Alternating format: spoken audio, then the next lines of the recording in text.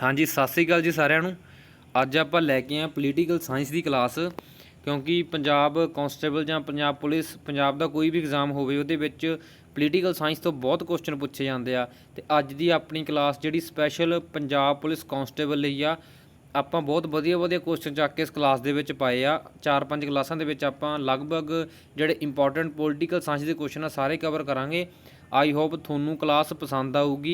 जे तुसीं पंजाब के किसी भी एग्जाम की तैयारी करते हो तो तुसीं Punjab GK by Gurjeet channel को सबसक्राइब कर लेना। जेकर ਤੁਹਾਨੂੰ क्लास वधिया लगती ਹੁੰਦੀ है तो तुसीं क्लास ਨੂੰ लाइक ਤੇ शेयर जरूर करा करो। तुसीं प्लेलिस्ट ਦੇ ਵਿੱਚ ਜਾ ਕੇ ਹੋਰ भी पंजाब जीके ਦੀਆਂ ਅਤੇ स्टैटिक जीके ਦੀਆਂ क्लासां देख सकते हो। ਆਪਾਂ शुरू करते हैं अपनी अज की पोलीटिकल साइंस की क्लास। अपना पहला क्वेश्चन आ भी सिक्ख्या, वन, जनसंख्या, वन्यजीव ਅਤੇ ਮਾਪਤੋਲ ਨੂੰ किस संविधान संशोधन द्वारा राज सूची चों कढ़ के संवर्ती सूची में जोड़िया गया। सब तो पहला आप जानते हैं भी तीन सूचियाँ किहड़ियां हुंदियां। एक हुंदी आ राज्य सूची, एक हुंदी आ संघ सूची, एक हुंदी आ संवर्ती सूची। जिहड़ी तां हुंदी आ राज्य सूची दे विच कोई भी कानून बनाउणा तां उहदे विच राज्य दे कोले पावर हुंदी आ, सेंटर दे विच कुछ नहीं कर सकदा हुंदा। राज्य आपदे किसी भी कानून बनाने के लिए इंडिपेंडेंट होंदा। जिहड़ी हुंदी संघ सूची उहदे विच जे सेंटर सरकार ने कोई भी कानून बनाउणा तां उहदे विच राज कोई भी राज्य नहीं बोल सकदा हुंदा, उहदी पूरी दी पूरी पावर सेंटर कोल हुंदी आ। पर जिहड़ी संवर्ती सूची आ जांदी आ उहदे विच जिहड़े राज दे कानून हुंदे आ उन्हां उत्ते सेंटर भी बोल सकदा।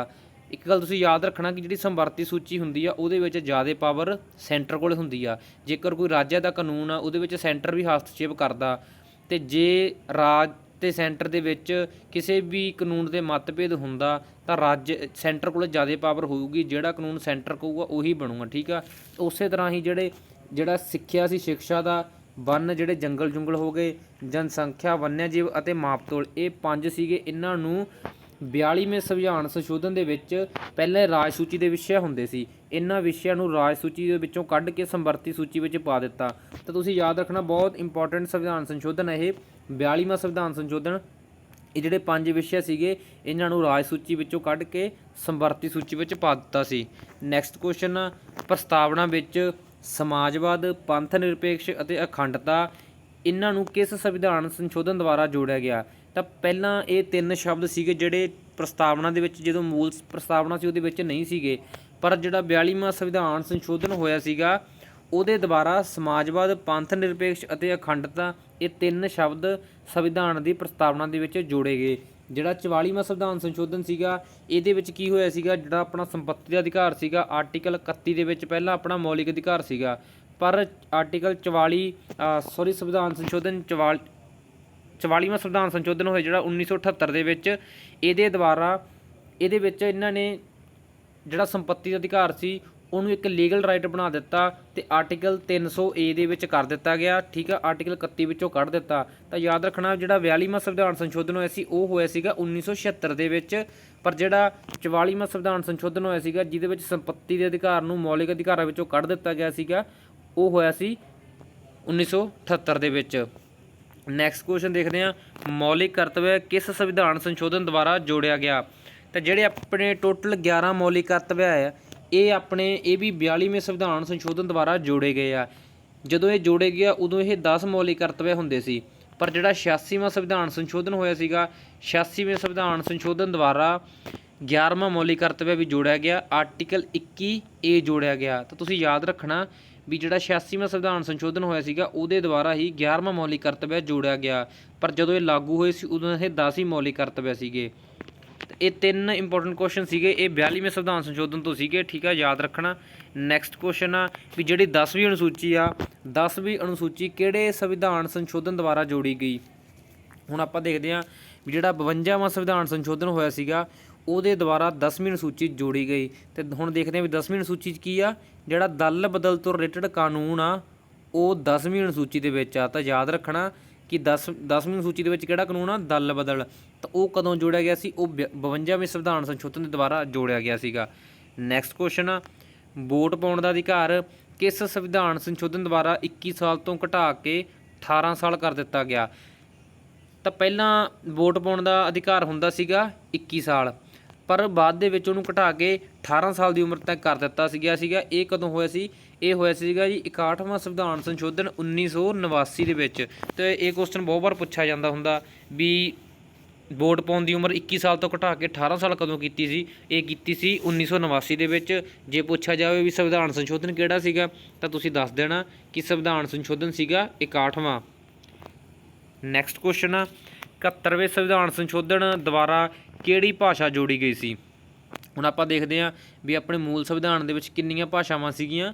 ਆਪਣੇ ਮੂਲ ਸੰਵਿਧਾਨ ਦੇ ਵਿੱਚ ਕੁੱਲ 8 ਭਾਸ਼ਾ ਸੀਗੀਆਂ, ਠੀਕ ਆ। ਅਤੇ ਜਿਹੜੀਆਂ ਬਾਕੀ ਦੀਆਂ 6 ਭਾਸ਼ਾ ਗਈਆਂ ਉਹ ਜੋੜੀਆਂ ਗਈਆਂ ਸੀ ਬਾਅਦ ਦੇ ਵਿੱਚ ਸੰਵਿਧਾਨ ਸੰਸ਼ੋਧਨ ਹੋ ਕੇ।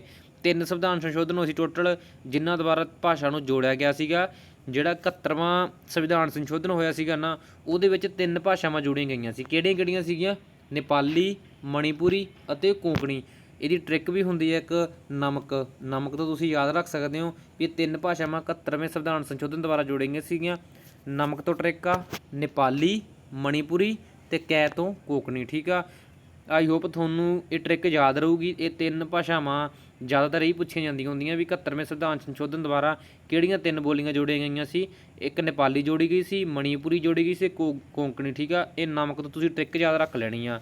ਅਤੇ ਹੁਣ ਟੋਟਲ ਕਿੰਨੀਆਂ ਭਾਸ਼ਾਵਾਂ ਗਈਆਂ ਉਹ ਵੀ ਤੁਸੀਂ ਦੱਸਣਾ ਕਮੈਂਟ ਬਾਕਸ ਦੇ ਵਿੱਚ, ਠੀਕ ਆ। ਨੈਕਸਟ ਕੁਐਸਚਨ ਆ ਪੰਚਾਇਤੀ ਰਾਜ ਕਿਹੜੇ ਸੰਵਿਧਾਨ ਸੰਸ਼ੋਧਨ ਦੁਆਰਾ ਜੋੜਿਆ ਗਿਆ ਸੀ? ਇਹ ਬਹੁਤ ਇੰਪੋਰਟੈਂਟ ਕੁਐਸਚਨ ਆ। ਸਭ ਤੋਂ ਪਹਿਲਾਂ ਦੇਖਦੇ ਹਾਂ ਵੀ ਜਿਹੜਾ ਪੰਚਾਇਤੀ ਰਾਜ ਸੀਗਾ ਇਹ 73ਵੇਂ ਸੰਵਿਧਾਨ ਸੰਸ਼ੋਧਨ ਦੁਆਰਾ ਜੋੜਿਆ ਗਿਆ ਸੀ। ਅਤੇ 73ਵਾਂ ਸੰਵਿਧਾਨ ਸੰਸ਼ੋਧਨ ਹੋਇਆ ਕਦੋਂ ਸੀ? ਇਹ ਹੋਇਆ ਸੀਗਾ 1992 ਦੇ ਵਿੱਚ। ਪਰ ਇਹ ਲਾਗੂ ਕਦੋਂ ਹੋਇਆ ਸੀਗਾ? ਇਹ ਲਾਗੂ ਹੋਇਆ ਸੀਗਾ 1993 ਦੇ ਵਿੱਚ। ਇਹ ਬਹੁਤ ਇੰਪੋਰਟੈਂਟ ਕੁਐਸਚਨ ਆ। ਇੱਥੋਂ ਬਹੁਤ ਕੁਐਸਚਨ ਫਸਦਾ ਹੁੰਦਾ। ਕਈ ਵਾਰ ਇਹ ਪੁੱਛ ਲੈਂਦੇ ਵੀ 73ਵਾਂ ਸੰਵਿਧਾਨ ਸੰਸ਼ੋਧਨ ਲਾਗੂ ਕਦੋਂ ਹੋਇਆ ਸੀ? ਤਾਂ ਯਾਦ ਰੱਖਣਾ ਵੀ ਇਹ ਸੰਵਿਧਾਨ ਸੰਸ਼ੋਧਨ ਤਾਂ ਹੈਗਾ 1992 ਦਾ, ਪਰ ਇਹ ਲਾਗੂ ਹੋਇਆ ਸੀਗਾ 24 ਅਪ੍ਰੈਲ 1993 ਨੂੰ। ਪੰਚਾਇਤੀ ਰਾਜ ਦਿਵਸ ਵੀ ਕਦੋਂ ਮਨਾਉਂਦੇ ਆ? ਤਾਂ ਹੀ ਉਹ 24 ਅਪ੍ਰੈਲ ਨੂੰ ਪੰਚਾਇਤੀ ਰਾਜ ਦਿਵਸ ਮਨਾਉਂਦੇ ਆ, ਕਿਉਂਕਿ ਇਹ ਜਿਹੜਾ ਇਹ ਸੀਗਾ ਸੰਵਿਧਾਨ ਸੰਸ਼ੋਧਨ ਇਹ ਹੋਇਆ ਸੀਗਾ ਪੰਚਾਇਤ ਤੋਂ ਰਿਲੇਟਡ ਹੈ। ਇਹ ਹੋਇਆ ਸੀ 24 ਅਪ੍ਰੈਲ 1993 ਨੂੰ ਲਾਗੂ, ਠੀਕ ਆ। ਆਪਣਾ ਨੈਕਸਟ ਕੁਐਸਚਨ ਆ ਸਿੱਖਿਆ ਨੂੰ ਮੌਲਿਕ ਕਰਤੱਵਾਂ ਵਿੱਚ ਕਿਸ ਸੰਵਿਧਾਨ ਸੰਸ਼ੋਧਨ ਦੁਆਰਾ ਜੋੜਿਆ ਗਿਆ? ਤਾਂ ਇਹ ਆਪਾਂ ਪਹਿਲਾਂ ਪੜ੍ਹ ਲਿਆ ਵੀ ਇਹ 11ਵਾਂ ਮੌਲਿਕ ਕਰਤੱਵ ਹੈ ਆਪਣਾ, ਵੀ ਨਿਸ਼ੁਲਕ ਜਿਹੜੇ 14 ਸਾਲ ਤੋਂ ਘੱਟ ਉਮਰ ਦੇ ਬੱਚੇ ਉਹਨਾਂ ਨੂੰ ਨਿਸ਼ੁਲਕ ਸਿੱਖਿਆ ਦੇਣੀ। ਇਹ ਜੋੜਿਆ ਗਿਆ ਸੀ 86ਵਾਂ ਸੰਵਿਧਾਨ ਸੰਸ਼ੋਧਨ ਜਿਹੜਾ ਕਿ 2002 ਦੇ ਵਿੱਚ ਹੋਇਆ ਸੀ, ਠੀਕ ਆ। ਇਹ ਆਪਣਾ 11ਵਾਂ ਮੌਲਿਕ ਕਰਤੱਵ ਆ। ਇਹਦੇ ਨਾਲ ਆਰਟੀਕਲ 21A ਜੋੜਿਆ ਗਿਆ ਸੀਗਾ। ਇਹਦੀ ਆਪਾਂ ਪਹਿਲਾਂ ਗੱਲ ਕਰ ਚੁੱਕੇ ਹਾਂ। ਨੈਕਸਟ ਕੁਐਸਚਨ ਆ ਮੰਤਰੀ ਪਰਿਸ਼ਦ ਦਾ ਆਕਾਰ ਕਿਹੜੇ ਸੰਵਿਧਾਨ ਸੰਸ਼ੋਧਨ ਦੁਆਰਾ ਨਿਰਧਾਰਿਤ ਕੀਤਾ ਗਿਆ ਸੀ? ਹੁਣ ਆਪਾਂ ਦੇਖਦੇ ਹਾਂ ਕਿ ਮੰਤਰੀ ਪਰਿਸ਼ਦ ਦਾ ਆਕਾਰ ਕਿੰਨਾ ਹੋਣਾ ਚਾਹੀਦਾ। ਤਾਂ ਜਿਹੜਾ ਰਾਜਾਂ ਦੀਆਂ ਜਿਹੜੀਆਂ ਕੁੱਲ ਸੀਟਾਂ ਦਾ 15% ਮੰਤਰੀ ਪਰਿਸ਼ਦ ਹੋਣੀ ਚਾਹੀਦੀ ਆ। ਜਿਵੇਂ ਕਿਸੇ ਸਟੇਟ ਦੀਆਂ ਸੀਟਾਂ ਮੰਨ ਲਓ 9 ਆ, ਉਹਦਾ 15% ਹੀ ਮੰਤਰੀ ਬਣ ਸਕਦੇ ਆ। ਅਤੇ ਉਹ ਕਦੋਂ ਕਿਹੜੇ ਸੰਵਿਧਾਨ ਸੰਸ਼ੋਧਨ ਦੁਆਰਾ ਜੋੜਿਆ ਗਿਆ ਸੀ ਵੀ ਮੰਤਰੀ 15% ਹੀ ਬਣ ਸਕਦੇ ਆ? ਇਹ ਜੋੜਿਆ ਗਿਆ ਸੀਗਾ ਜੀ ਆਪਣੇ 91ਵੇਂ ਸੰਵਿਧਾਨ ਸੰਸ਼ੋਧਨ ਦੁਆਰਾ। ਇੱਕ ਇਹਦਾ ਅਪਵਾਦ ਵੀ ਆ। ਇੱਕ ਦਿੱਲੀ ਜਿਹੜੀ ਯੂਨੀਅਨ ਟੈਰੀਟਰੀ ਇਹੋ ਜਿਹੀ ਆ ਜਿੱਥੇ ਕਿ ਟੋਟਲ ਸੀਟਾਂ ਦੇ 10% ਮੰਤਰੀ ਪਰਿਸ਼ਦ ਮਤਲਬ 10% ਮੰਤਰੀ ਬਣ ਸਕਦਾ ਟੋਟਲ ਸੀਟਾਂ ਦੇ। ਬਾਕੀ ਹਰ ਇੱਕ ਸਟੇਟ ਦੇ ਵਿੱਚ 15% ਤੱਕ ਹੀ ਮੰਤਰੀ ਬਣ ਸਕਦੇ ਆ, ਪਰ ਦਿੱਲੀ ਦੇ ਵਿੱਚ 10% ਟੋਟਲ ਮੰਤਰੀ ਪਰਿਸ਼ਦ ਦੇ 10% ਤੱਕ ਮੰਤਰੀ ਬਣ ਸਕਦੇ ਆ, ਠੀਕ ਆ।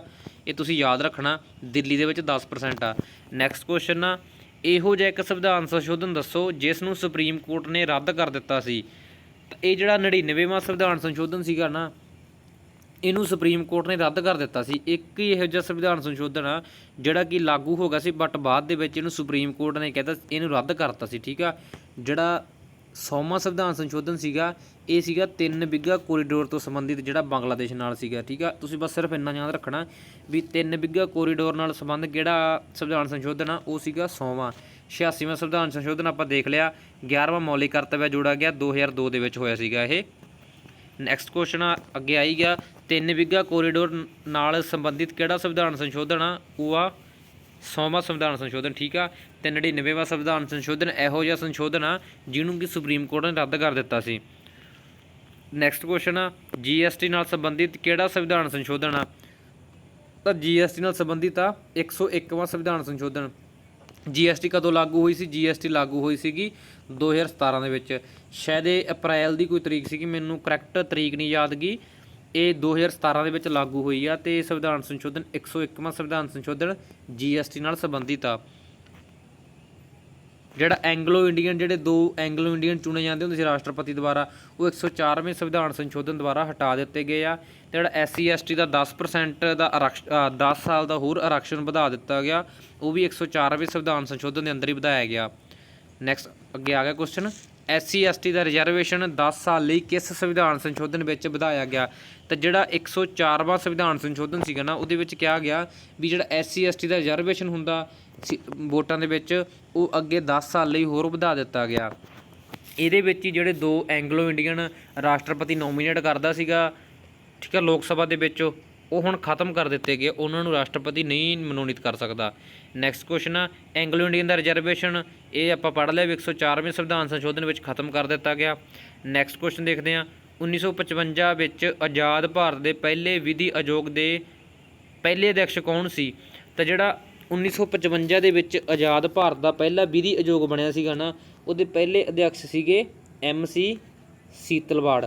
ਜਦੋਂ ਦੇਸ਼ ਆਜ਼ਾਦ ਹੋਇਆ 1947 ਦੇ ਵਿੱਚ, ਉਦੋਂ ਵਾਇਸਰਾਏ ਕੌਣ ਸੀਗਾ? ਉਦੋਂ ਸੀਗਾ ਵਾਇਸਰਾਏ ਲਾਰਡ ਮਾਊਂਟਬੇਟਨ। ਉਦੋਂ ਮਾਊਂਟਬੇਟਨ ਯੋਜਨਾ ਆਈ ਸੀ, ਉਹਨੇ ਹੀ ਪਾਕਿਸਤਾਨ ਅਤੇ ਭਾਰਤ ਨੂੰ ਵੰਡਿਆ ਸੀਗਾ।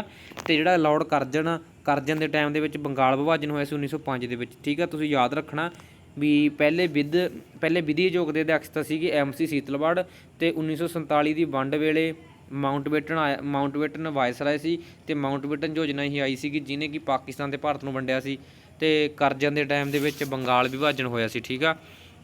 ਨੈਕਸਟ ਕੁਐਸਚਨ ਆ, ਕੈਬਨਿਟ ਮਿਸ਼ਨ ਦੀ ਸਥਾਪਨਾ ਦੇ ਸਮੇਂ ਪ੍ਰਧਾਨ ਮੰਤਰੀ ਕੌਣ ਸੀ? ਅਤੇ ਜਿਹੜਾ ਪ੍ਰਧਾਨ ਮੰਤਰੀ ਐਟਲੀ ਸੀਗਾ ਨਾ, ਜਦੋਂ ਕੈਬਨਿਟ ਮਿਸ਼ਨ ਦੀ ਸਥਾਪਨਾ ਹੋਈ ਆ ਉਸ ਟਾਈਮ ਐਟਲੀ ਪ੍ਰਧਾਨ ਮੰਤਰੀ ਸੀਗਾ। ਅਤੇ ਇਹ ਵੀ ਪੁੱਛਿਆ ਜਾਂਦਾ ਕਈ ਵਾਰੀ SSC ਦੇ ਐਗਜ਼ਾਮ ਦੇ ਵਿੱਚ ਵੀ ਇਹ ਕਿਹੜੀ ਪਾਰਟੀ ਤੋਂ ਰਿਲੇਟਡ ਸੀਗਾ, ਤਾਂ ਇਹ ਲੇਬਰ ਪਾਰਟੀ ਤੋਂ ਰਿਲੇਟਡ ਸੀਗਾ, ਠੀਕ ਆ। ਆਪਾਂ SSC ਵਾਲੇ ਕੁਐਸਚਨ ਜ਼ਿਆਦਾ ਚੱਕੇ ਹੋਏ ਆ, ਕਿਉਂਕਿ ਜਿਹੜੇ ਕੁਐਸਚਨ ਇਦੋਂ ਪਹਿਲਾਂ SSC ਨੇ ਪੁੱਛੇ ਆ, ਉਹ ਹੁਣ ਪੰਜਾਬ ਵੀ ਪੁੱਛ ਸਕਦਾ। ਇਹ ਇੰਪੋਰਟੈਂਟ ਕੁਐਸਚਨ ਆ ਪੋਲ ਸਾਇੰਸ ਦੇ, ਠੀਕ ਆ। ਉਦੋਂ ਐਟਲੀ ਪ੍ਰਧਾਨ ਮੰਤਰੀ ਸੀਗਾ ਅਤੇ ਇਹ ਲੇਬਰ ਪਾਰਟੀ ਤੋਂ ਸੰਬੰਧਿਤ ਸੀਗਾ। ਹੁਣ ਦੇਖਦੇ ਹਾਂ ਵੀ ਕੈਬਨਿਟ ਮਿਸ਼ਨ ਦੀ ਸਥਾਪਨਾ ਕਦੋਂ ਹੋਈ ਸੀ? ਤਾਂ ਕੈਬਨਿਟ ਮਿਸ਼ਨ ਦੀ ਸਥਾਪਨਾ ਉਦੋਂ ਹੋਈ ਸੀਗੀ 24 ਮਾਰਚ 1946 ਨੂੰ। ਹੁਣ ਦੇਖਦੇ ਸੰਵਿਧਾਨ ਸਭਾ ਵਿੱਚ ਕਿੰਨੀਆਂ ਸੀਟਾਂ ਸੀ? ਤਾਂ ਉਦੋਂ ਜਿਹੜੀ ਸੰਵਿਧਾਨ ਸਭਾ ਬਣੀ ਸੀਗੀ ਉਹਦੇ ਵਿੱਚ ਟੋਟਲ 389 ਸੀਟਾਂ ਸੀਗੀਆਂ। ਨੈਕਸਟ ਕੁਐਸਚਨ ਦੇਖਦੇ ਹਾਂ, ਸੰਵਿਧਾਨ ਸਭਾ ਨੇ ਉਦੇਸ਼ ਪ੍ਰਸਤਾਵ ਕਦੋਂ ਸਵੀਕਾਰ ਕੀਤਾ ਸੀ? ਤਾਂ ਜਿਹੜੀ ਸੰਵਿਧਾਨ ਸਭਾ ਸੀਗੀ ਉਹਨੇ ਉਦੇਸ਼ ਪ੍ਰਸਤਾਵ ਨੂੰ ਸਵੀਕਾਰ ਕੀਤਾ ਸੀਗਾ 22 ਜਨਵਰੀ 1947 ਨੂੰ। ਨੈਕਸਟ ਕੁਐਸਚਨ ਆ, ਰਾਸ਼ਟਰ ਗਾਨ ਅਤੇ ਰਾਸ਼ਟਰੀ ਗੀਤ ਨੂੰ ਕਦੋਂ ਅਪਣਾਇਆ ਗਿਆ? ਤਾਂ 24 ਜਨਵਰੀ 1950 ਨੂੰ ਰਾਸ਼ਟਰ ਗੀਤ ਅਤੇ ਰਾਸ਼ਟਰ ਗਾਨ ਨੂੰ ਅਪਣਾਇਆ ਗਿਆ। ਅਤੇ ਆਪਣੀ ਸੰਵਿਧਾਨ ਸਭਾ ਦੀ ਲਾਸਟ ਬੈਠਕ ਵੀ ਇਹੀ ਸੀ। ਕਈ ਵਾਰ ਇਹ ਵੀ ਪੁੱਛਿਆ ਜਾਂਦਾ ਵੀ ਸੰਵਿਧਾਨ ਸਭਾ ਦੀ ਅੰਤਿਮ ਬੈਠਕ ਕਦੋਂ ਹੋਈ ਸੀ? ਤਾਂ ਸੰਵਿਧਾਨ ਸਭਾ ਦੀ ਅੰਤਿਮ ਬੈਠਕ ਹੋਈ ਸੀਗੀ 24 ਜਨਵਰੀ 1950 ਨੂੰ। 26 ਜਨਵਰੀ 1950 ਨੂੰ ਆਪਣਾ ਸੰਵਿਧਾਨ ਲਾਗੂ ਹੋਇਆ ਸੀ, ਅਤੇ ਸੰਵਿਧਾਨ ਬਣ ਕੇ ਤਿਆਰ ਵੀ 24 ਜਨਵਰੀ 1950 ਨੂੰ ਹੋਇਆ ਸੀ। ਇਹ ਤੋਂ 3 ਕੁਐਸਚਨ ਬਣਦੇ ਆ। ਪਹਿਲਾ ਕੁਐਸਚਨ ਵੀ ਸੰਵਿਧਾਨ ਸਭਾ ਦੀ ਲਾਸਟ ਬੈਠਕ ਕਦੋਂ ਹੋਈ ਸੀ? ਤਾਂ ਅੰਤਿਮ ਬੈਠਕ ਹੋਈ ਸੀ 24 ਜਨਵਰੀ 1950 ਨੂੰ। ਇਹ ਕੁਛ ਕੁਐਸਚਨ ਪੁੱਛਿਆ ਜਾਂਦਾ ਵੀ ਸੰਵਿਧਾਨ ਬਣ ਕੇ ਤਿਆਰ ਕਦੋਂ ਹੋ ਗਿਆ ਸੀ? ਤਾਂ ਸੰਵਿਧਾਨ ਬਣ ਕੇ ਤਿਆਰ ਵੀ 24 ਜਨਵਰੀ 1950 ਨੂੰ ਹੋ ਗਿਆ ਸੀਗਾ, ਅਤੇ ਸੰਵਿਧਾਨ ਲਾਗੂ ਕਦੋਂ ਹੋਇਆ ਸੀਗਾ? 26 ਜਨਵਰੀ 1950 ਨੂੰ। ਨੈਕਸਟ ਕੁਐਸਚਨ ਆ, ਪ੍ਰਾਰੂਪ ਸਮਿਤੀ ਕਦੋਂ ਬਣਾਈ ਗਈ? ਤਾਂ ਪ੍ਰਾਰੂਪ ਸਮਿਤੀ ਬਣਾਈ ਗਈ ਸੀ 29 ਅਗਸਤ 1947 ਨੂੰ। ਨੈਕਸਟ ਕੁਐਸਚਨ ਆ, ਰਾਸ਼ਟਰ ਗੀਤ ਕਿਸ ਨੇ ਲਿਖਿਆ ਸੀ? ਤਾਂ ਰਾਸ਼ਟਰ ਗੀਤ ਲਿਖਿਆ ਸੀਗਾ ਬੰਕਿਮ ਚੰਦਰ ਚਟਰਜੀ ਨੇ। ਇਹ ਯਾਦ ਰੱਖਣਾ ਕਿ ਬੰਕਿਮ ਚੰਦਰ ਚਟਰਜੀ ਨੇ ਰਾਸ਼ਟਰ ਗੀਤ ਲਿਖਿਆ ਸੀ। ਕਿਹੜੀ ਪੁਸਤਕ 'ਚੋਂ ਲਿਆ ਗਿਆ ਸੀ? ਬੰਕਿਮ ਚੰਦਰ ਚਟਰਜੀ ਦੀ ਪੁਸਤਕ ਸੀਗੀ ਆਨੰਦ ਮੱਠ। ਨੈਕਸਟ ਕੁਐਸਚਨ ਦੇਖਦੇ ਹਾਂ, ਕਿਸ ਕੇਸ ਵਿੱਚ ਕਿਹਾ ਗਿਆ ਕਿ ਪ੍ਰਸਤਾਵਨਾ ਸੰਵਿਧਾਨ ਦਾ ਭਾਗ ਹੈ? ਅਤੇ ਜਿਹੜਾ ਕੇਸ਼ਵਾਨੰਦ ਭਾਰਤੀ ਕੇਸ ਹੋਇਆ ਸੀਗਾ, ਆਈ ਹੋਪ ਮੈਨੂੰ ਲੱਗਦਾ ਨਾ 1973 ਦੇ ਵਿੱਚ ਹੋਇਆ ਸੀਗਾ ਇਹ ਕੇਸ, ਬਟ ਮੈਨੂੰ ਬਾਕੀ ਕਲੀਅਰ ਨਹੀਂ ਗਾ। ਜੇ ਸੌਰੀ ਜੇ ਕੋਈ ਕਿਤੇ ਕਿਸੇ ਪੁਆਇੰਟ ਦੇ ਵਿੱਚ ਗਲਤੀ ਹੋਈ ਦੱਸਣ ਦੇ ਵਿੱਚ ਤਾਂ। ਅਤੇ ਜਿਹੜਾ ਕੇਸ਼ਵਾਨੰਦ ਭਾਰਤੀ ਕੇਸ ਹੋਇਆ ਸੀਗਾ ਨਾ, ਇਹਦੇ ਵਿੱਚ ਕਿਹਾ ਗਿਆ ਸੀਗਾ ਵੀ ਪ੍ਰਸਤਾਵਨਾ ਸੰਵਿਧਾਨ ਦਾ ਭਾਗ ਹੈਗੀ ਆ, ਅਤੇ ਸੰਸਦ ਇਹਦੇ ਵਿੱਚ ਫੇਰ ਬਦਲ ਕਰ ਸਕਦੀ ਹੈ, ਠੀਕ ਆ, ਸੰਸ਼ੋਧਨ ਕਰ ਸਕਦੀ ਹੈ ਪ੍ਰਸਤਾਵਨਾ ਦੇ ਵਿੱਚ। ਨੈਕਸਟ ਕੁਐਸਚਨ ਆ, ਆਜ਼ਾਦ ਭਾਰਤ ਦੇ ਪਹਿਲੇ ਮੰਤਰੀ ਮੰਡਲ ਵਿੱਚ ਕਿਸ ਮਹਿਲਾ ਨੂੰ ਸ਼ਾਮਿਲ ਕੀਤਾ ਗਿਆ ਸੀ? ਤਾਂ ਜਿਹੜਾ ਆਜ਼ਾਦ ਭਾਰਤ ਦਾ 1947 ਤੋਂ ਬਾਅਦ ਪਹਿਲਾ ਮੰਤਰੀ ਮੰਡਲ ਬਣਿਆ ਸੀਗਾ, ਉਹਦੇ ਵਿੱਚ ਜਿਹੜੀ ਪਹਿਲੀ ਮੰਤਰੀ ਬਣੀ ਸੀ ਉਹ ਬਣੀ ਸੀ ਰਾਜਕੁਮਾਰੀ ਅੰਮ੍ਰਿਤਾ ਕੌਰ।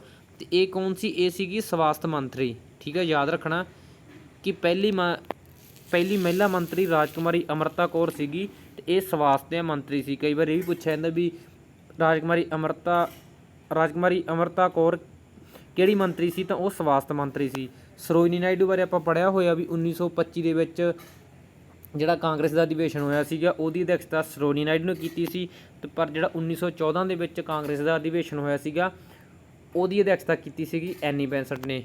ਜੇ ਤਾਂ ਪੁੱਛਿਆ ਜਾਵੇ ਵੀ ਕਾਂਗਰਸ ਦੀ ਪਹਿਲੀ ਮਹਿਲਾ ਅਧਿਕਸ਼ ਕੌਣ ਸੀ, ਤਾਂ ਕਾਂਗਰਸ ਦੇ ਕਿਸੇ ਵੀ ਅਧਿਵੇਸ਼ਨ ਦੀ ਪਹਿਲੀ ਮਹਿਲਾ ਅਧਿਕਸ਼ਤਾ ਸੀਗੀ ਐਨੀ ਬੈਸੈਂਟ, ਪਰ ਇਹ ਸੀਗੀ ਆਇਰਲੈਂਡ ਦੀ। ਠੀਕ ਆ, ਜੇ ਪੁੱਛਿਆ ਜਾਵੇ ਵੀ ਕਾਂਗਰਸ ਦੇ ਵੀ ਕਿਹੜੀ ਭਾਰਤੀ ਮਹਿਲਾ ਕਾਂਗਰਸ ਦੀ ਪਹਿਲੀ ਅਧਿਕਸ਼ ਸੀਗੀ, ਤਾਂ ਉਹ ਸੀਗੀ ਸਰੋਜਨੀ ਨਾਇਡੂ। ਠੀਕ ਆ, ਇਹ ਤੁਸੀਂ ਸਮਝ ਗਏ ਹੋਵੋਗੇ ਵੀ ਜੇ ਪਹਿਲੀ ਮਹਿਲਾ ਪੁੱਛਿਆ ਜਾਵੇ ਤਾਂ ਐਨੀ ਬੈਸੈਂਟ ਆ, ਜੇ ਪਹਿਲੀ ਭਾਰਤੀ ਮਹਿਲਾ ਪੁੱਛਿਆ ਜਾਵੇ ਤਾਂ ਪਹਿਲੀ ਭਾਰਤੀ ਮਹਿਲਾ ਹੈਗੀ ਆ ਸਰੋਜਨੀ ਨਾਇਡੂ। ਨੈਕਸਟ ਕੁਐਸਚਨ ਆ, ਕਿਸ ਮਿਸ਼ਨ ਨੂੰ ਗਾਂਧੀ ਜੀ ਨੇ ਪੋਸਟ ਡੇਟਡ ਚੈੱਕ ਕਿਹਾ ਸੀ? ਜਿਹੜਾ ਕ੍ਰਿਪਸ ਮਿਸ਼ਨ ਸੀਗਾ, ਕ੍ਰਿਪਸ ਮਿਸ਼ਨ 1940 ਦੇ ਵਿੱਚ ਆਇਆ ਸੀਗਾ, ਇਹਨੂੰ ਗਾਂਧੀ ਜੀ ਨੇ ਕਿਹਾ ਸੀਗਾ ਇਹ ਪੋਸਟ ਡੇਟਡ ਚੈੱਕ ਆ, ਵੀ ਸਾਨੂੰ ਉਹ ਚੈੱਕ ਦਿੱਤਾ ਗਿਆ ਜਿਹਦੀ ਡੇਟ ਲੰਘ ਚੁੱਕੀ ਆ। ਠੀਕ ਆ, ਕ੍ਰਿਪਸ ਮਿਸ਼ਨ ਨੂੰ ਕਿਹਾ ਸੀਗਾ। ਪੂਨਾ ਪੈਕਟ 1932 ਦੇ ਵਿੱਚ ਹੋਇਆ ਸੀਗਾ। ਨੈਕਸਟ ਕੁਐਸਚਨ ਆ, ਤਾਂ ਆ ਸੀ ਜੀ ਆਪਣੇ ਅੱਜ ਦੇ ਪੰਜਾਬ ਪੋਲੀਟੀਕਲ ਸਾਇੰਸ ਦੇ ਕੁਐਸਚਨ। ਜਿੰਨੇ ਕੁਐਸਚਨ ਸੀ ਆਪਾਂ ਉਸ ਤੋਂ ਜ਼ਿਆਦਾ ਫੈਕਟ ਕੀਤੇ ਆ, ਜਿੰਨੇ ਵੀ ਉਹਨਾਂ ਦੇ ਆਪਸ਼ਨ ਸੀਗੇ ਆਪਾਂ ਹਰ ਇੱਕ ਆਪਸ਼ਨ ਨੂੰ ਐਕਸਪਲੇਨ ਕੀਤਾ ਗਾ। ਠੀਕ ਹੈ, ਜੇ ਆਪਾਂ 20 ਕੁਐਸਚਨ ਸੀ 20 ਕੁਐਸਚਨ ਆਪਣੀ PDF ਦੇ ਵਿੱਚ ਸੀ ਤਾਂ ਆਪਾਂ 20 ਤੋਂ ਅੱਗੇ 50 ਕੁਐਸਚਨ ਬਣਾਏ ਆ। ਜੇ ਕਿਤੇ ਕੋਈ ਫੈਕਟ ਗਲਤ ਦੱਸਿਆ ਜਾਂਦਾ ਤਾਂ ਉਹਦੇ ਲਈ ਸੌਰੀ। ਇਹ ਆਪਣੀ ਅੱਜ ਦੀ ਪੰਜਾਬ ਪੋਲ ਸਾਇੰਸ ਦੀ ਕਲਾਸ ਕੰਪਲੀਟ ਹੁੰਦੀ ਹੈ। ਜੇ ਕਲਾਸ ਤੁਹਾਨੂੰ ਵਧੀਆ ਲੱਗੀ ਤਾਂ ਤੁਸੀਂ ਕਲਾਸ ਨੂੰ ਲਾਈਕ ਅਤੇ ਸ਼ੇਅਰ ਕਰ ਦੇਣਾ, ਅਤੇ ਪੰਜਾਬ GK ਬਾਈ ਗੁਰਜੀਤ ਚੈਨਲ ਨੂੰ ਸਬਸਕ੍ਰਾਈਬ ਕਰ ਲੈਣਾ। ਪਲੇਲਿਸਟ ਦੇ ਵਿੱਚ ਹੋਰ ਵੀ ਵੀਡੀਓ ਪਈਆਂ ਸਟੈਟਿਕ GK ਅਤੇ ਪੰਜਾਬ GK ਦੀਆਂ, ਤੁਸੀਂ ਉਹਨਾਂ ਨੂੰ ਵੀ ਜਾ ਕੇ ਦੇਖ ਸਕਦੇ ਹੋ।